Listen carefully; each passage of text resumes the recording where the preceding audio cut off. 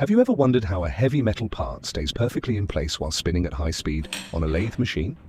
Well, the answer is the chuck. The chuck is one of the most important parts of a lathe machine. Its job is simple but critical. It securely holds the workpiece while the machine rotates. But here's the real hero behind the chuck, the jaws. These jaws move in and out to grip the material tightly. Without them, your workpiece could fly away faster than your salary disappears after payday. There are different types of chucks, but the most common one is the 3-jaw chuck. It's perfect for holding round materials and makes setup quick and easy. The jaws must be clean, properly fitted, and in good condition. Worn-out jaws can reduce accuracy, cause vibration, and affect the quality of the final product. That's why regular cleaning and maintenance of the chuck and jaws are essential for every machinist. Now here's a quick quiz for you. What is the main job of the chuck?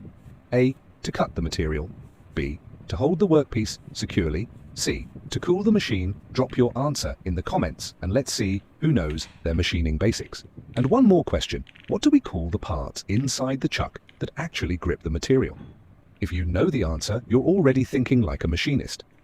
Don't forget to like, share, and follow for more machining tips and workshop knowledge. See you in the next video.